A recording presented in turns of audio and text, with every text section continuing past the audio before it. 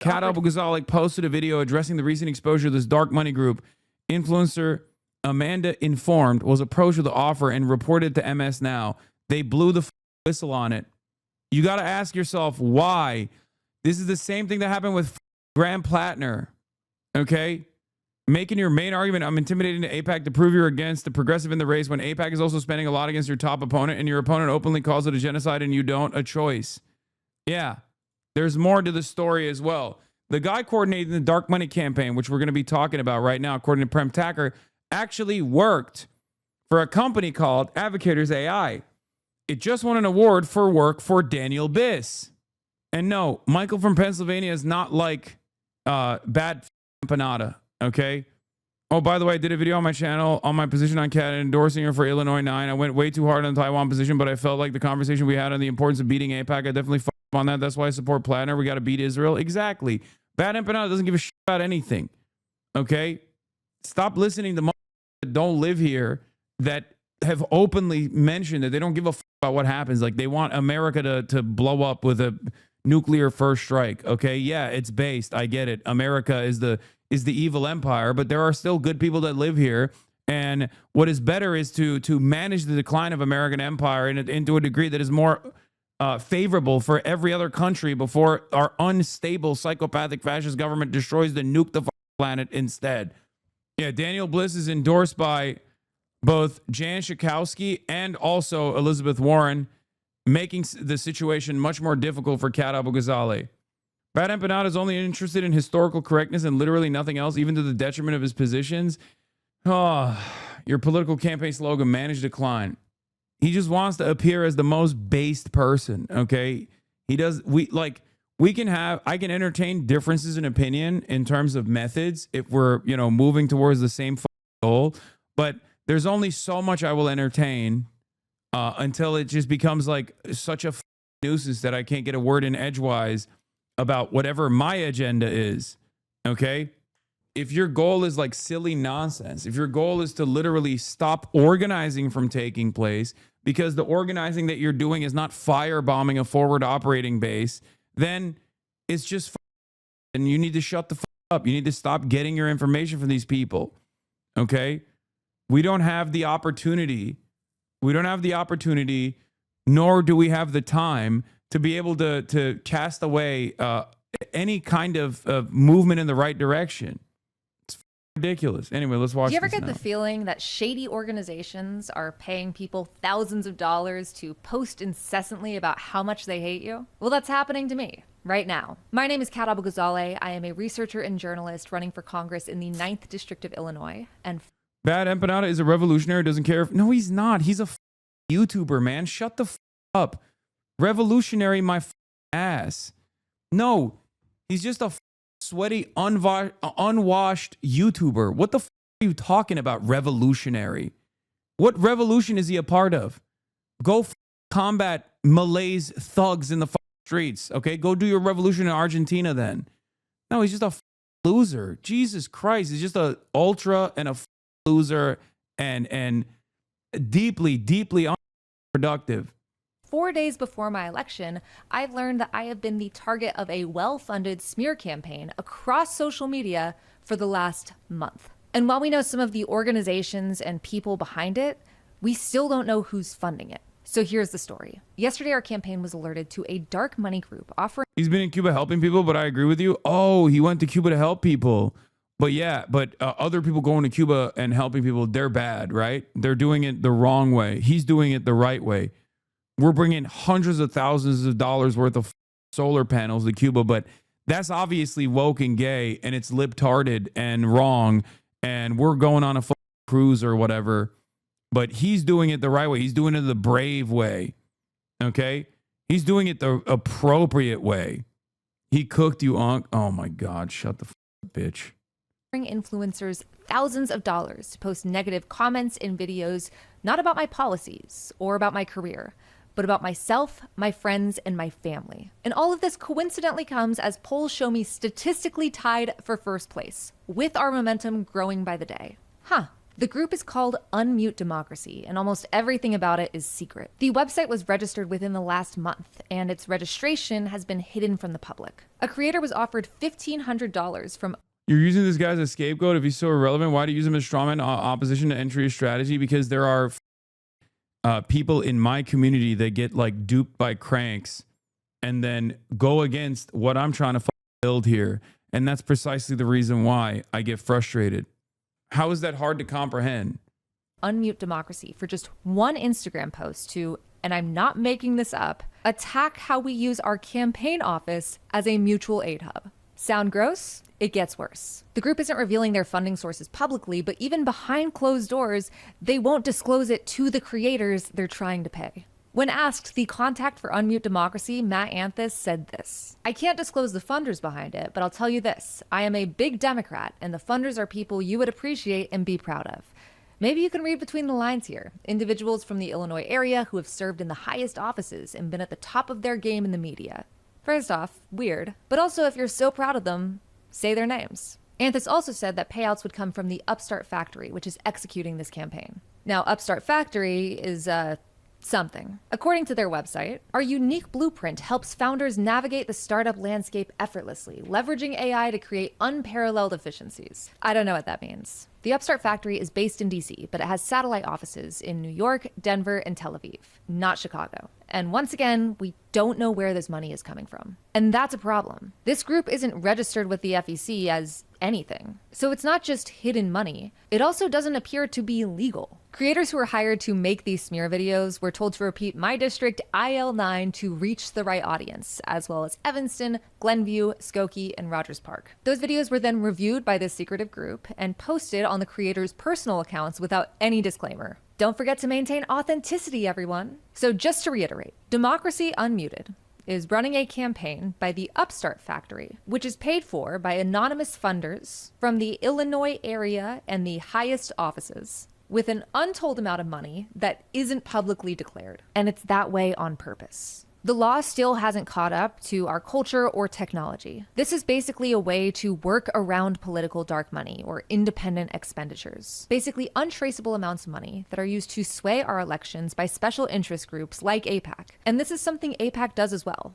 In fact, they've already done it in our race. Operating under the names Chicago Progressive Partnership and Elect Chicago Women, AIPAC has been pouring millions of dollars against myself and other progressive candidates across the state. And they use those names because they don't sound scary.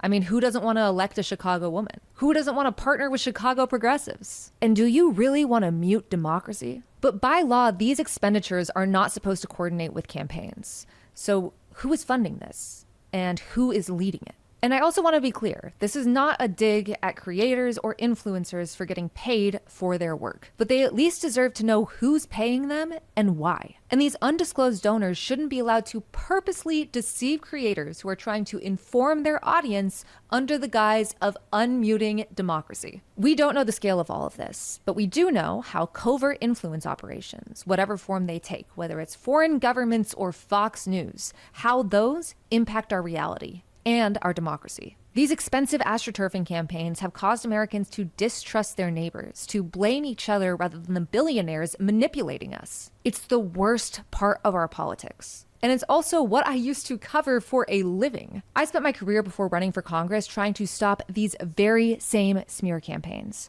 documenting and speaking out against the powerful liars that use immigrants, trans people, and other persecuted groups as scapegoats.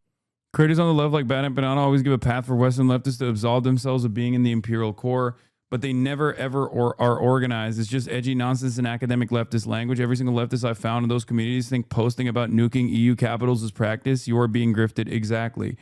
Like, there are those who understand the damage that America causes around the globe, myself included, who try to do their very best, who understand that change doesn't happen overnight. So we just move the conversation in the appropriate direction. We just move and organize to the best of our ability to make that change. Okay? Even if it doesn't happen overnight. Even if we agree. Even if we agree that America is the great Satan. Okay? It's just incredibly frustrating because at the end of the day, it just turns into, like, when you do that, when you just constantly just chirp, chirp, chirp, chirp, chirp, and have no like no interest, no investment in like taking advantage of the existing dynamic, no investment in trying to get people to organize in the right direction and have an objectively nihilistic approach to politics, then you are no different than any other poster. All you're doing is just posting. That's it. You have no solution. You have no solution to the problems whatsoever. You rarely do anything. It's mostly just cynical. Even the fact that he went to Cuba, like, I'm pretty sure he went to Cuba to show how easy it is to go to Cuba, right? Which there is some educational component in that. It is actually remarkably easy to still go to Cuba, okay? And I'm glad that he did, because it's like objectively a good thing that he went to Cuba. But he went because he wanted to like talk about how the flotilla and all of the work we put into it is actually for nothing, for no reason. It was literally just to prove a point. Like, that's a psychotic reason to do something. And no, not for non-Americans. You could literally go to Cuba right now from America still. He praised Greta for being on the Samud flotilla, but also Greg Stoker for being on a veteran ship in the same convoy, and now you're bad for going to Cuba. Yeah, because he's saying there is no like real consequence of going to Cuba. Like, there's no physical danger that you're placing yourself in. And it's true, right? In comparison to the Samud flotilla. And you're misunderstanding my point. I'm saying it's good that he went, and it's good that he's like giving people money. Okay, that's a good thing. And it's also good that he's like raising awareness about how easy it is to travel to Cuba and the benefits of doing that right now for the Cuban population. But the inflection point for someone like him is literally just like petty grievances. Okay, the existing dynamic is currently ripe for splitting from the DNC and electoralism. It isn't chirping. No, it's not. You are just fantasizing because you've never been around other Americans. You're fantasizing because you don't leave your home. That's the problem. Okay? Yes, it is. No, it's not. No, it's not. Most Americans lack class consciousness. Even those who self-identify as socialists don't know what the that means. You don't speak to anyone below 50K. I'm literally a service worker. Oh my God. You're just making up the notion that I don't speak to anyone below 50K as a salary. Your average random is more radical than your average middle class petite bourgeois. Dog, I don't think you comprehend what you are saying. Okay? I do not think you understand. You and a couple of your buddies at your place of business want to build communism today, and that's fantastic. Okay? That's great. You guys should do so. But if you think that the average person that's making less than $50,000 has the same class consciousness that you do, you're delusional. Okay? This is how, oh my God, this is just ACP LARPer shit. I speak to random construction workers and bus drivers every day. Yeah, really? And they're constantly talking about how their surplus labor value is being stolen from them. And they're like, if only there was a party that spoke to my desires, a communist party. Is that what you're saying? They don't have the education or articulation, but the sentiment is there. That's why they want more fighters in the Dems. Okay. Oh. The greatest example of this is even Mike conceded on this position. Before the election, even Mike was like, oh, it's time. It's time for a third party. Now, after the election was done, after the failure of the election came, Michael from Pennsylvania is who I'm talking about. He's another content creator on this platform. Him and I had a big disagreement on this in the aftermath of the election, where I said the time is not right for any sort of break, and that the Democratic Party is unimaginably ineffective right now and unimaginably weak, but it still has a mechanism to get people elected, as opposed to trying to litigate ballot access in every state. The appropriate measure in this moment is to still utilize the Democratic Party, because in the aftermath of every successful electoral victory, you can funnel people into political education from one of these organizations like the Democratic Socialists of America. The Democratic Socialists of America is valuable not as a door-knocking operation for the Democratic Party, which is what a lot of people who are more revolutionary than the Democratic Socialists of America claim it as. Its value comes from political education. Its value doesn't just stem from its organizational capacity, okay? What many Americans lack is political education. Labor unions used to also serve this purpose. They don't do that anymore. Many labor unions, unfortunately, have completely cast aside an incredibly important part of political education that plays a role in people's lives. Okay? After every single DSA-backed electoral victory, the Democratic Socialists of America's numbers rise up. Okay, they balloon. They've now reached its largest point in American history. Okay, as an organized socialist party, the Democratic Socialists of America have reached 100,000 paying members. That happened partially because of Zoran's victory. The last big bump for the DSA was during the AOC victory. Okay, they rose during Bernie, they rose during Zoran, and they rose during AOC. And they will continue to grow. DSA is barely a party. It's ostensibly a branch of the DNC. You're correct that its sole gain is political education, but that effort is hampered by its attachment to the DNC. No, it's not, because you're speaking like someone who has actually never been involved in the DSA in any way, shape, or form. I'm not even a paid member, but I know the internal dynamics a lot better than you do, it seems. There's a million different caucuses within the DNC, and there are ironically people who agree with you in the DNC as well, or DNC, inside of the DSA. Okay? I'm very active in the DSA law. Okay. Third largest chapter. Okay, so then you know. Then you know. What the fuck are you talking about? Then you already know this is a conversation that's literally taking place within the DSA all the time. DSA is genuinely obsolete, in my opinion. The PSL now fills their role, and they need to be taken over mainstay Democrats. Oh, my God. Okay. The greatest tool that the DSA has at its disposal is to actually educate people in political ideology, what it means to be a socialist, to give them the tools to spread awareness, to give them the tools to also continue organizing and to bring more people, to create an active party apparatus, to have, for example, a mechanism of punishment if they choose to do so. Right now, Zoran does whatever the he wants, and the New York DSA can't do shit about it, okay? Because the DSA doesn't have any power to actually correct. The DSA does not have any power to course correct when their electeds that they've either endorsed or their electeds that literally come from the DSA do something that is not in line with the Democratic Socialists of America New York chapter. Okay? We're not anywhere near the level of organizing or the level of class consciousness that we need to bring about a third party run. It's not our job to treat people who aren't completely on board like trash. The entire point of democratic socialism is incrementalism so we can move in the right direction. I don't understand the impetus of chatters right now. Wait, no. I mean, even I have disagreements with incrementalism. I mean, that much is clear. I'm just saying that there is no mass social movement at this moment where people have class consciousness and recognize what must be done. Okay? Incrementalism only goes so far. Then you'll receive setback after setback. The thing is, I don't even necessarily disagree with the necessity. I don't even necessarily disagree with the necessity of a totally separate party. Okay? I understand that the Democratic Party is a bourgeois liberal party that represents the interests of capital. I don't believe that you can undermine the power structure at the core of the party and just like make the Democrats a socialist party or a communist party. I don't think that's going to happen. The problem is there is a lot of potential right now with a weak Democratic Party to basically force the Democrats' hand to moving in that direction, taking advantage of their lack of interest in fighting back against Donald Trump to show Americans that we are there to actually fight against Donald Trump. We are there to actually fight against the reactionary forces that dominate their lives. We are there to actually educate them that it is the forces of capital that's destroying their lives. Okay? A lot of people do not understand the agenda. They miss the forest for the trees. They see what's in front of them and they think, oh, DSA is just a door knocking operation for the DNC.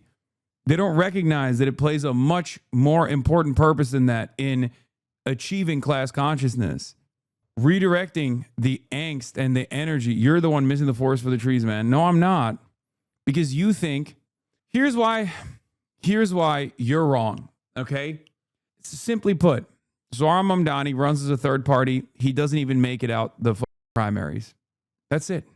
Is the job of the socialists to mold into a revolutionary movement, not just wait enough for the population to catch up to us?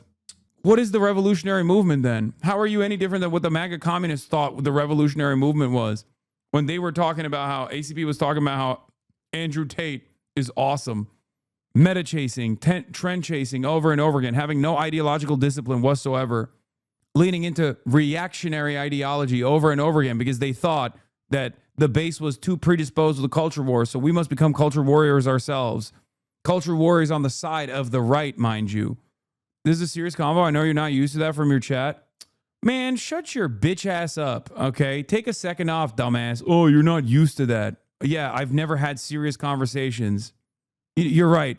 You're the first time I've had these thoughts. You're the first time I've talked to a person who knows what the they're talking about.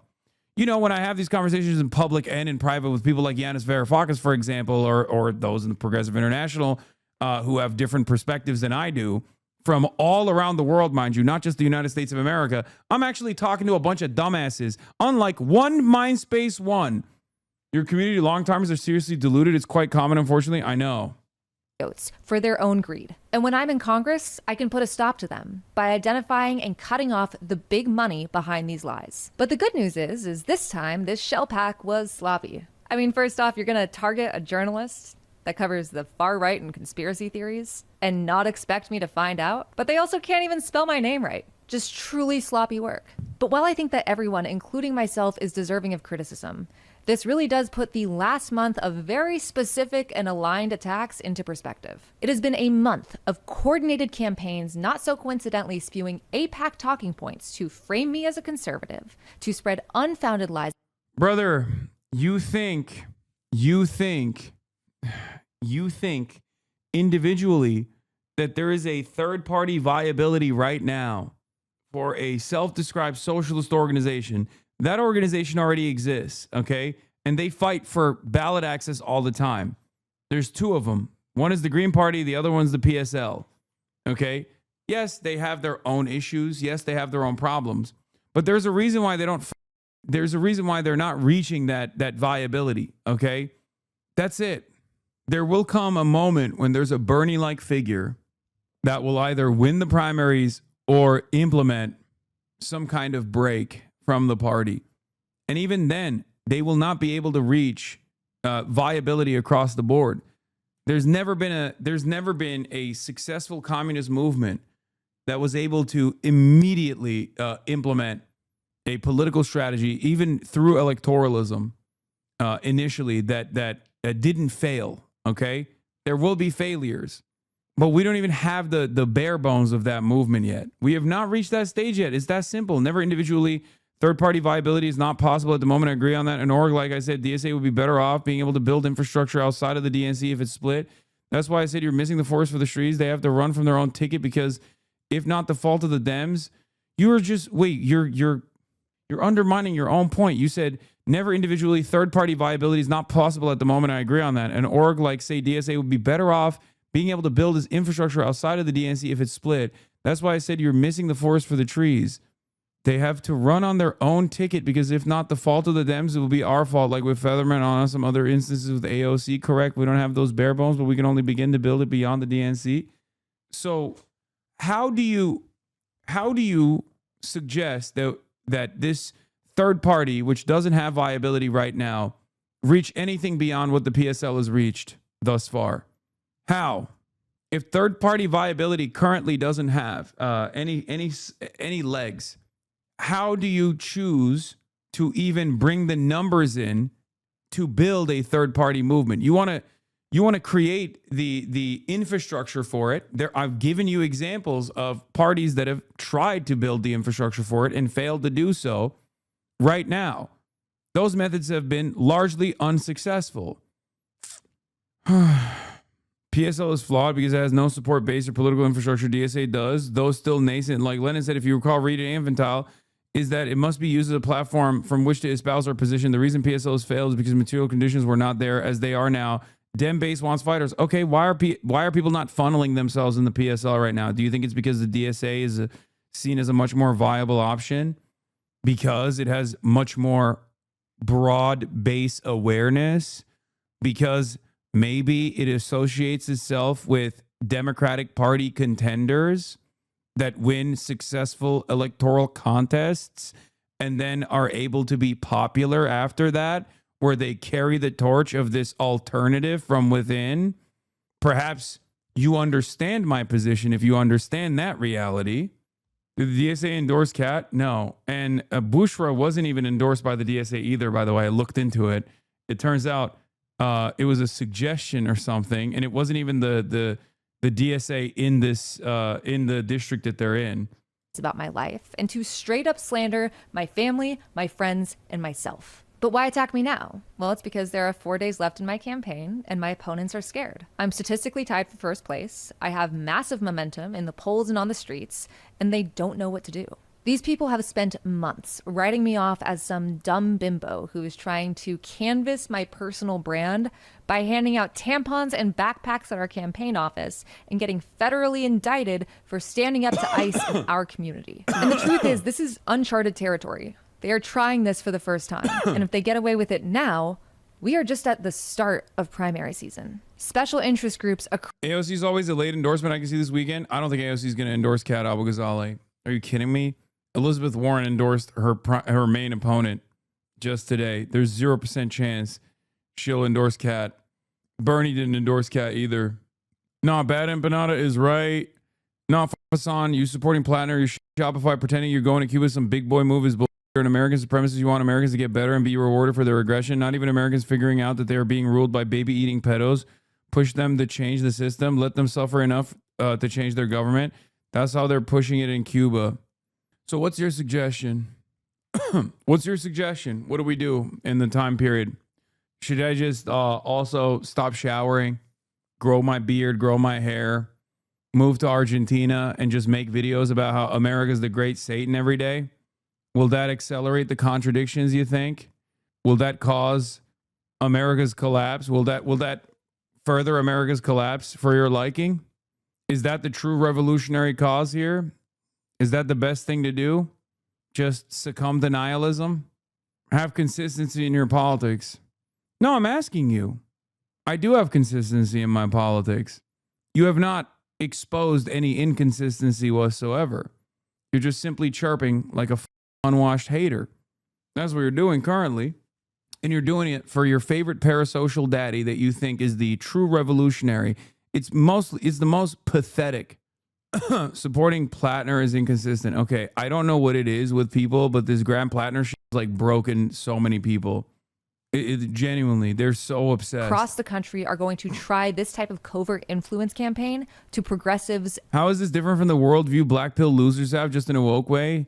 It isn't. It is black pilled. It's just nihilistic. Everywhere. That's all it is. So if it's still not making sense, I'll leave you with this. If I'm just some stupid social media influencer who's only been campaigning to increase my personal brand, not because I want to end this administration's corruption, not because I want to prosecute and abolish ICE, not because I want to end genocides everywhere, then why are secretive shell groups in AIPAC spending so much energy and money trying to stop me?